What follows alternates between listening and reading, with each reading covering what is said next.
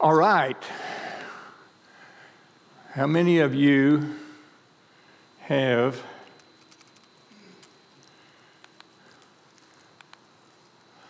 the YouVerse Bible app on your phone? This just I saw a headline on this, and I did a little bit of research on it. And of course, it's totally free, and it's something I've been using for a long time. And I use it in a daily devotional. There are many ways you can use it, but they've got a real nice, a little short daily devotional with a guided prayer and so forth. But I had no idea the extent of it. There are more than 753,103,000 downloads of that app. Wow. And I went to their website to get this number, and it has a counter, and the downloads were just streaming in as I was watching.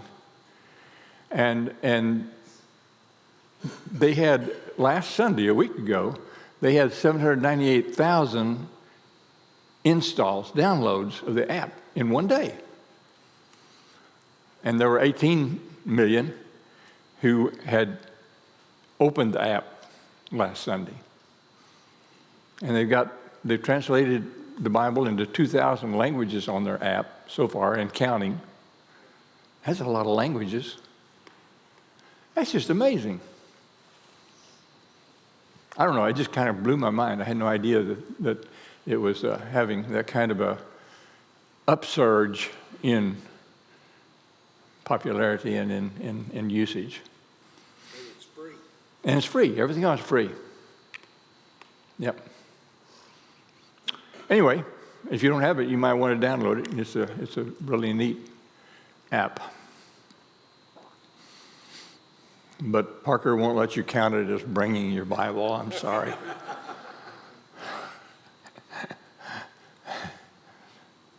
I'm guilty of that. I don't carry a Bible with me because I need my hands free. I can't be carrying around stuff all the time.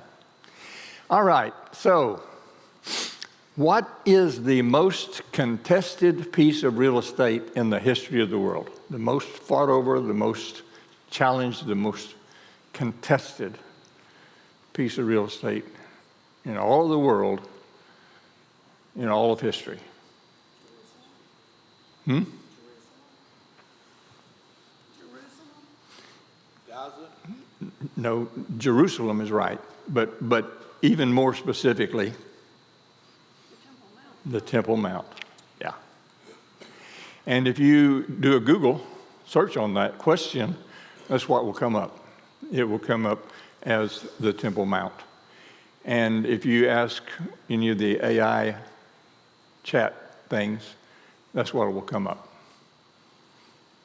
I think that's pretty remarkable. And certainly what has been in the past is very true today. It is a very much contested and fought over and high priority piece of real estate. Well, I'm going to spend a little bit of time. We're getting to the point where Jesus is going to cleanse the Temple Mount, the temple area, the court around the temple, of these merchants, money traders, robbers, as he calls them. And so I thought we'd just spend a little bit of time talking about the Temple Mount and the history of it. And I know that for many of you, this will just be a review. Some of you may find some of this new to you, and I hope that will be the case. But in leading up to that, and we're on Monday now of the final week of Jesus' life, leading up to his crucifixion.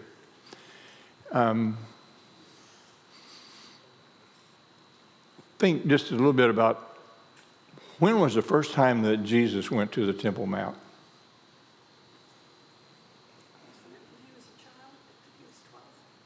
When he was 12? No. No, it was when he was taking his baby. When he was taking the baby, how old was he? 8 days. Probably not. He was circumcised on the 8th day, and he was named on the 8th day, but probably didn't go to the temple. I'm going to suggest that that happened probably in Bethlehem. What we have from Luke is that the first time Mary went was when the period of purification was finished. And that was a period for a woman who had given birth, that was 40 days. So somewhere around 40 days, Mary and Joseph took Jesus and went the short distance from Bethlehem to Jerusalem, to the temple. And you remember who he met there? There were two people. Simeon, the prophet Simeon, who had been staying alive, waiting for the revealing of the Messiah. And the other was Anna, the prophetess. So that was the first time. Now, the next recorded time we have, of course, was at 12. I meant to look up and see when bar mitzvah actually started. But this would have been about what we would commonly think of as the time of the bar mitzvah for a boy turning into a man. 12 or 13, different things have it different ways. And I don't know if they called it that then or not. That may be a later revelation. I meant to look it up and didn't. That doesn't mean that was the next time he went. It was incumbent upon faithful Jews, especially men, to go to temple for at least Passover, and there were a couple of others that they tried to make, but especially Passover. They would go every year. Now, whether Joseph and Mary made it every year with Jesus, I don't know. My guess is that they probably made it more often than they didn't. So he was continuously involved with the Temple Mount. And then, of course, in his ministry, there were several times that he was in and out of the Temple Mount. And now we're coming to the point where he is there daily, just leaving at night to go over to the home of Lazarus and Mary and Martha, and then coming back every day. A little bit of history on it. This is the place, according to tradition and generally accepted as fact, where Abraham brought Isaac and built the altar and was prepared to offer Isaac as a sacrifice. The Jews believed that spot was the very spot on Mount Moriah where the temple eventually ended up. It's also the place where David came to offer a sacrifice on the threshing floor of Ornan, the Jebusite. You remember David had conducted a census against God's will, and God was going to punish him, but he gave him the option of, do you want to have this plague, or do you want to have this consequence, or do you want to throw yourself on the mercy of God? And he chose to throw himself on the mercy of God. And he went to this site, the Temple Mount on Mount Moriah. It wasn't a mount then, it was just a mountain. And on the same place that Abraham had offered Isaac, he built an altar to offer sacrifice to God. You remember the occasion where he approached Ornan to buy it, and Ornan said, no, you got it. And not only do you have it free, I'm going to go get the wood for you. And David said, no, I will not offer to God that which costs me nothing. So he insisted on paying for it and buying it. And then, of course, in 850, it's the place where Solomon built the temple. David had accumulated much of the material for him, but wasn't allowed to build it. But Solomon then built it, and it would stand until 587 BC when the Babylonians would come in and destroy it. It is believed by the Jews that the site where Abraham offered Isaac and where David built this altar is the exact spot where the Holy of Holies of the temple sat when Solomon built it. After it was destroyed by Babylon, Zerubbabel, you remember, came back from Babylonian captivity and rebuilt it. In 516, he just built it from what was left there of the wreckage of the Babylonian destruction. No gold, I'm sure, because the Babylonians had taken everything that was of any value to him, but he built it. And the people came back and saw it, and they actually wept because it was so inferior to the one that Solomon had built. And then in 20 BC, Herod, this is Herod the Great, began rebuilding what today is called the Temple Mount. And he continued to build that, and that's where we find Jesus on Herod's construction. And then that, as you know, was destroyed by Titus in 70 AD. Rome came in and built a temple there to Jupiter from some of the temple material that was left from Herod's construction, and that didn't last too long. The Byzantines built a basilica, and they called it the Church of St. Cyrus and St. John. That's not John the Apostle. These were a couple of well-known people in Egypt. And this was about 300 AD. So it was a Christian church at that time. And then in 691, the Muslims had taken over the area, and they came in and built what's there today, the Dome of the Rock. Of course, it's been refurbished and rebuilt several times. And the Muslims believe that Muhammad went from the Dome of the Rock to heaven. Gabriel carried him up into heaven. He went through 10 layers of heavens to get to where God is. And in each layer, he met some of the historical patriarchs. He met Abraham at one layer, Moses at another layer, David at another layer, and finally got up to God. And there he was given the commandment for the 5 prayers that are recited daily by the Muslims. You know, there are 5 times of prayer. If you're in a Muslim country, you get awoken in the morning pretty early with these huge loudspeakers that blare out all over the place on the call to prayer. And this happens 5 times during the course of the day. According to one historian, originally it was 500 prayers, and Moses talked God into cutting it down to 5 prayers. So I'm not sure how they would have got 500 in, but that wasn't my problem. And the interesting thing about that is, too, that, of course, Muhammad was staying in Mecca. There are 3 holy places for the Muslims, Medina, Mecca, and Jerusalem. But he was in Mecca, and Gabriel brought a horse-like thing, smaller than a mule, larger than a donkey, and transported Muhammad to the Temple Mount.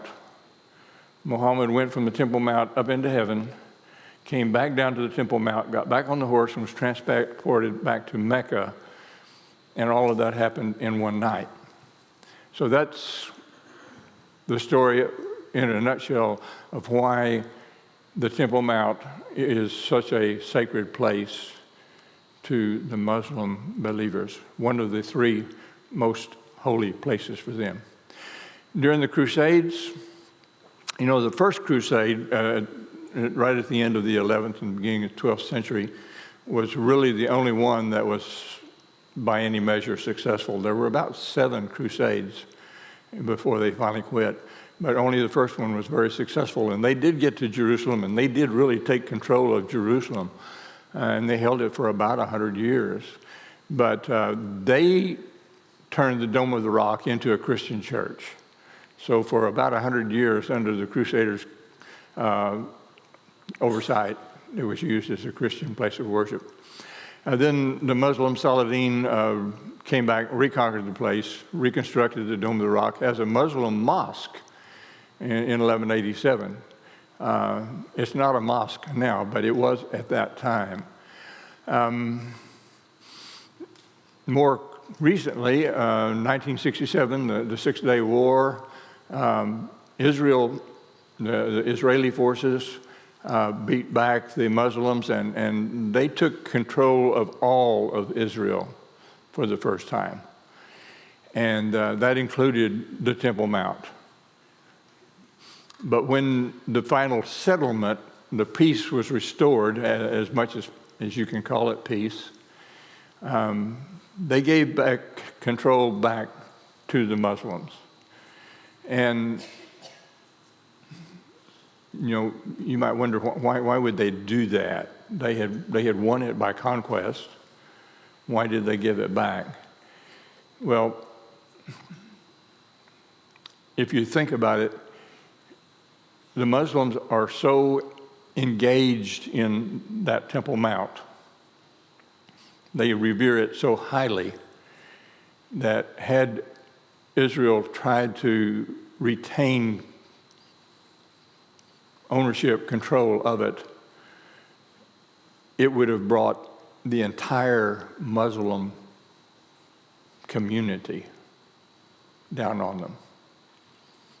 They wouldn't have been standing against their neighboring countries. They would have been standing against the Muslim nation. And they were not ready to make that kind of a commitment. So today it's still under the control of Muslims. In 1993, King Hussein of Jordan donated $8.2 million for 80 kilograms of gold to refurbish the Golden Dome. Somebody suggested that he probably had to sell one of his houses to pay for that.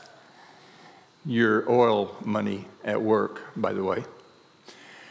And then a group of Orthodox Jews today are actively accumulating furnishings so that they'll have the things ready to go into the temple when it once again becomes a Jewish temple after the order of Solomon's construction.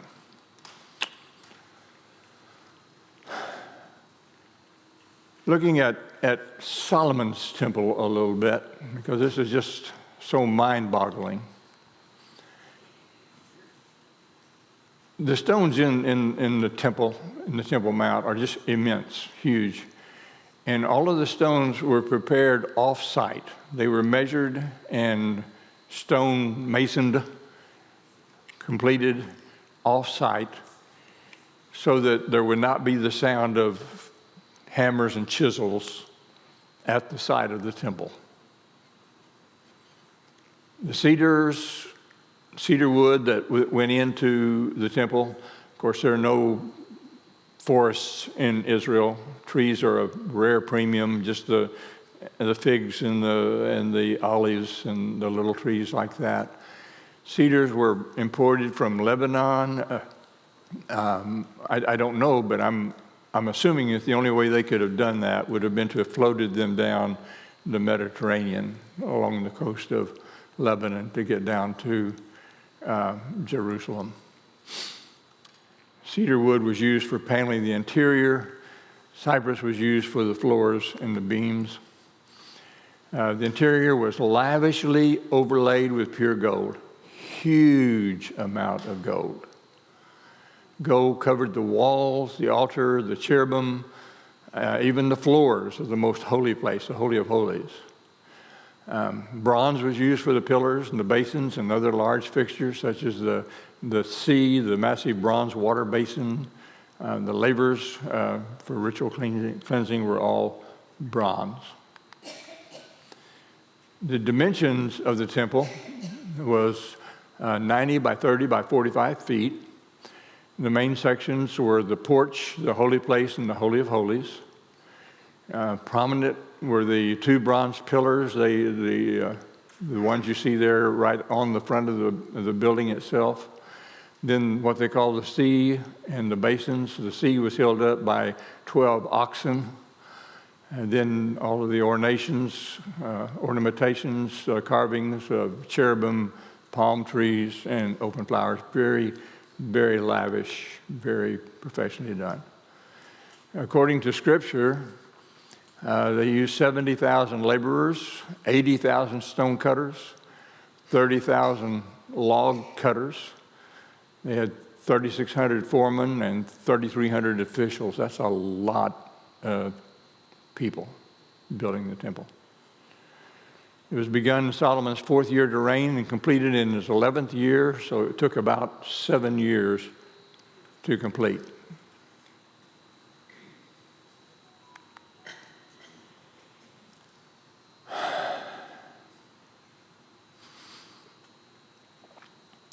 $100,000 talents of gold. A talent weighs about 75 pounds.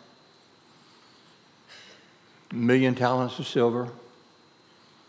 Cedar, bronze, precious stones.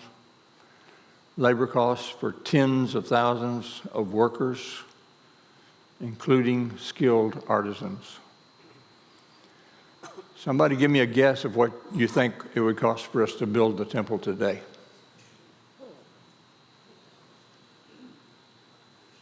What do you think? Give me a number. By today's wages, at today's cost price of gold, today's price of silver. A few trillion. That's a lot. That's a little high. 5 billion? That's too low. Well, I ask AI. and they went through a long process of breaking out today's value of gold, today's value of silver, and some kind of a rough estimate of hourly cost. Of course, it's all, soft as estimates. The richest man in the world today is who? Elon Musk.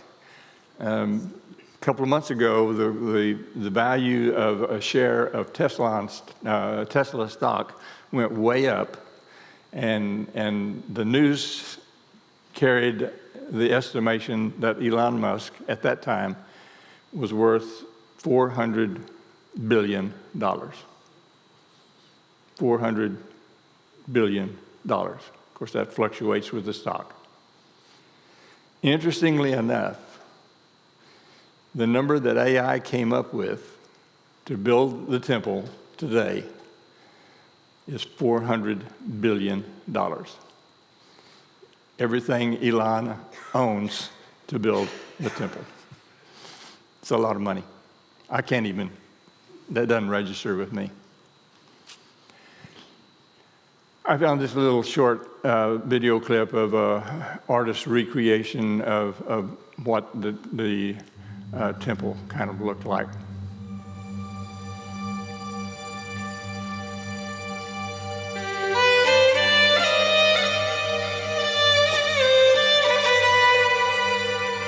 There's the altar of sacrifice.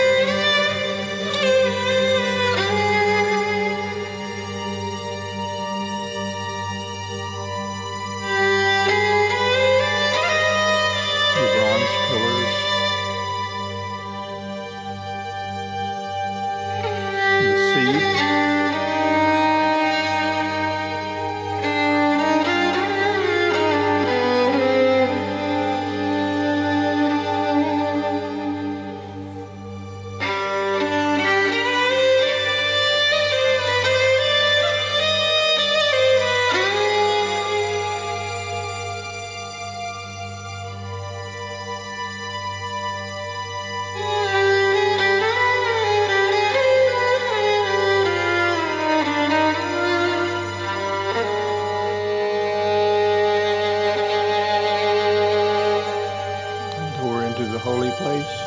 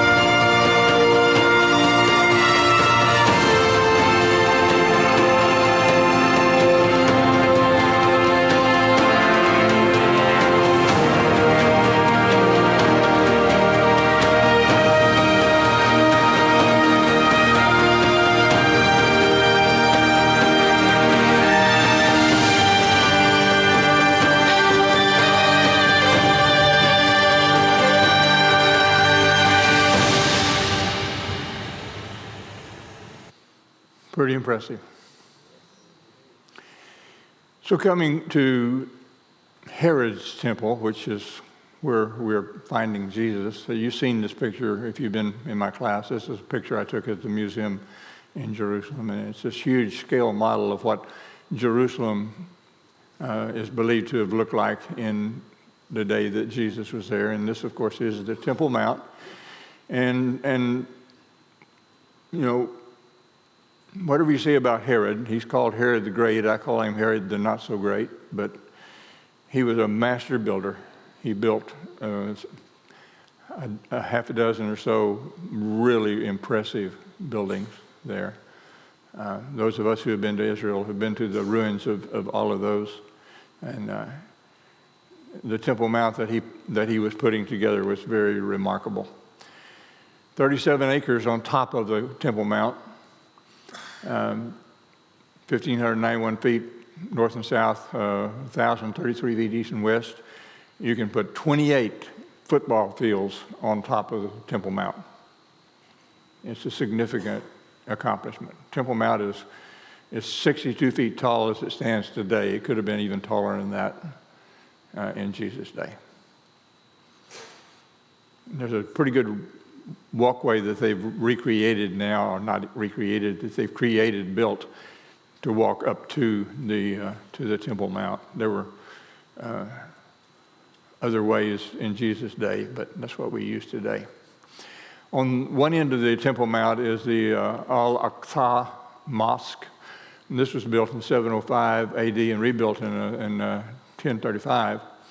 And this is I told you at one time the Dome of the Rock was a mosque. It's not now, but this is. And this is just a stone's throw from the Dome of the Rock there. This is on the south side, south edge of the Temple Mount. And it is considered to be the third holiest site in Islam after Mecca and Medina. On one of the trips we were there, there was this group of people out there just sitting around in folding chairs, and I asked our guide, what are they doing there? And he said, well, they're just sitting there waiting for a phone call. Saudi Arabia pays them to sit there and wait, and when Saudi Arabia or one of the other Arabian countries wants to create a disturbance, They give them a call, and then they get up and they go start throwing off rocks off of the top of the temple down at the people at the Western Wall. I guess that's still going on. It was the last time I was there. Jesus is going to cleanse the temple, and this is some of the archaeological remains of the temple area, of the merchant area in the temple. This is on the southwest corner of the Temple Mount. There was an archway there that had a ramp going up to the top of the mount, but it would have been in places like this that Jesus would have rather violently overthrown the tables of the money changers and driven out the people who were making merchandise of the sacrificial animals there. There's a sign when you first go into the area of the Western Wall on the southwest side of the Temple Mount. And this isn't my picture, but I took a picture of this. I was just too lazy to go find mine, so I stole this one off the internet. But I just found it really interesting when I read it while I was there in Israel. And up at the top it says the divine presence, and that's the Shekinah glory.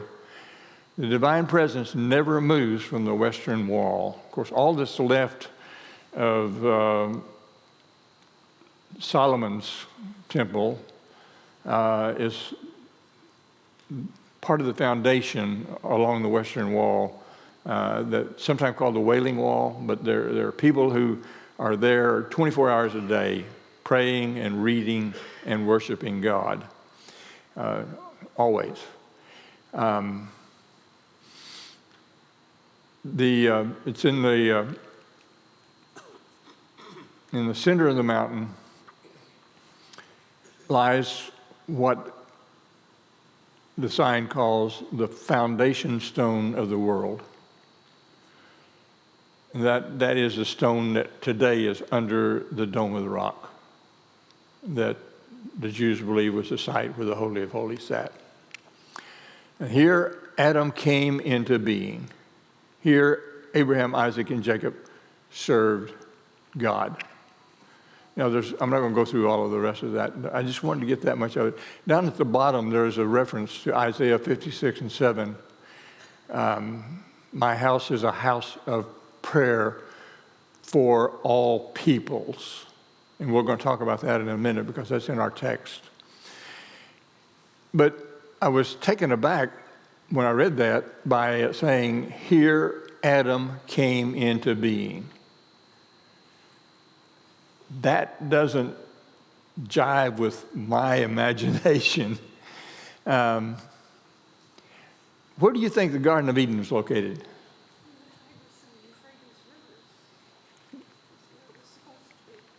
By the Euphrates River, where it was supposed to be. The convergence of the Euphrates and the Tigris. Where is that? Towards Egypt. Who else? Who else knows where it is? Where was the Garden of Eden?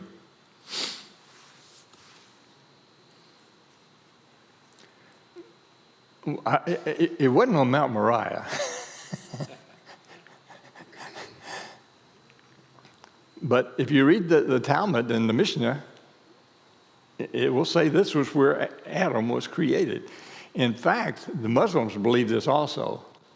And the Muslims believe that they can show you under the Dome of the Rock the footprint of Adam. I didn't see it in any of the pictures, but they claim that they can show you that. So where was it? Where was the Garden of Eden? Well, I don't know either. But it's interesting, the different ideas that are out there. Of course, Genesis chapter 2 says that at the source of a river that divides into 4 rivers, into the Pishon, the Gihon, the Tigris, and the Euphrates. So that's what the writer of Genesis gives us by way of explanation of where the Garden of Eden was. So some people have interpreted that to mean Mesopotamia, which we would say today Iraq. That's always been my mental image, is Iraq. It is the Fertile Crescent, and the Euphrates and the Tigris do flow together through Iraq. There are some who equate the Gihon River with the Nile, and so they look at Ethiopia or Sudan area as a location. That, of course, would work well with the evolutionists who believe all that human life came out of Africa, so that would fit in with that. Some believe that it was down in Turkey or Armenia.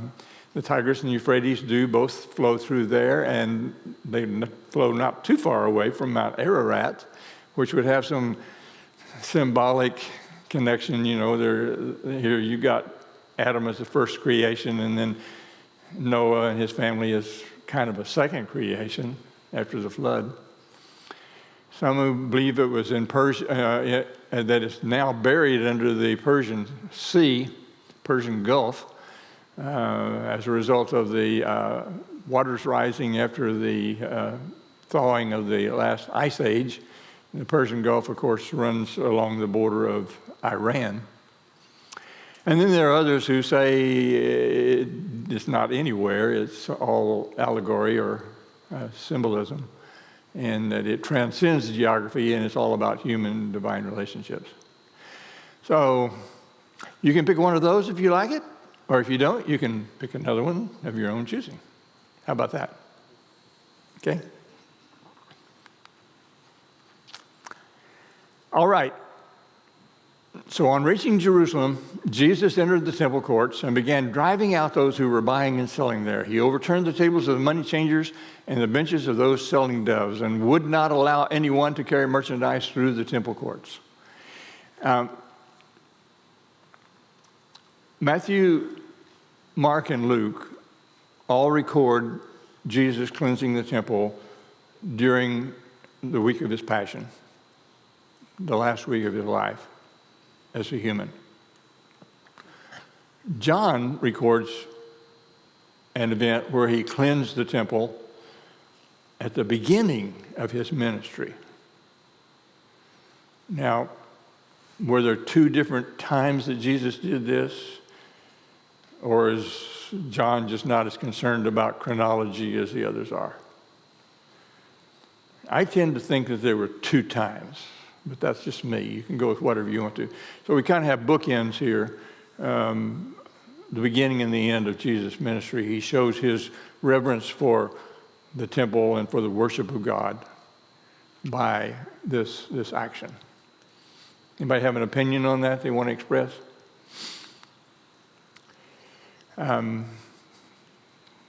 Jesus got upset about them using the court for a shortcut. He made them stop doing that. Temple priests were allowing merchants to take a shortcut through the court of the Gentiles, which was much quicker than having to go all the way around the Temple Mount. If you've tried to walk around Temple Mount, that's an all-day journey. It's a long way around. So they would just cut through. But for the Gentiles, this was the only part of the mount they could use for worship, and the merchants were disrespecting that and violating the sacredness of the temple area. So Jesus may have had other motivations in addition to that, but I think that certainly was probably a part of it. And as he taught them, he said, "Is it not written, my house will be called a house of prayer for all nations?" Again, he's quoting from Isaiah 56:6, "But you have made it a den of robbers." And this is the passage he quotes. "And foreigners who bind themselves to the Lord to minister to him, to love the name of the Lord, and to be his servants, all who keep the Sabbath without desecrating it, and who hold fast to my covenant, these I will bring to my holy mountain and give them joy in my house of prayer. Their burnt offerings and sacrifices will be accepted on my altar, for my house will be called a house of prayer for all nations." I believe this is one of the great, great failings of the Jewish people. The Jewish people turn inward, and for you to be more than a Gentile to them, you had to jump through serious, serious hoops, beginning, of course, with circumcision. But it was never intended for the Jewish people to be God's little darlings. He always meant for Israel to be a conduit to the world. He never intended for the church, the ecclesia, the sacred community, to be anything more than a means by which disciples could light the way to God through Jesus. We are not a closed society. We're not a closed community. We are an open house and an open door. And our mission is to do what? Go make disciples. There are about 1.3 billion Christians in the world today.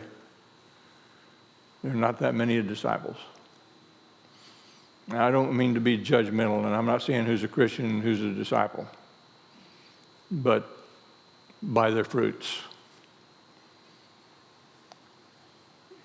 If you're a part of a society where it is convenient and to your advantage to mark Christian on the application box, we count you as a Christian. That doesn't mean you're a disciple. A disciple is a Talmudim. A disciple is someone who is dedicated to learning about the Messiah, acting like the Messiah, knowing what the Messiah knows, and doing what the Messiah does. And it's a full-time, 365 a day, 365 days a year commitment.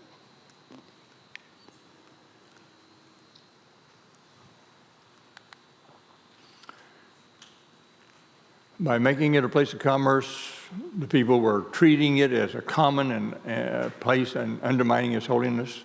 The money changers were charging exorbitant fees. The merchants sold animals for sacrifice at inflated prices. Happening in the court of the Gentiles, the only place non-Jews could worship. This obstructed their ability to seek God. This violated God's covenant with all nations. And their actions revealed their hypocrisy and their disregard for justice. Our time is up. We have got the temple cleansed. We're getting ready to go into another day soon, and it's going to be a day of conflict between Jesus and the religious leaders. Time is marching on. The cross is ever closer. Thank you for your attention and your patience. Have a wonderful God bless week.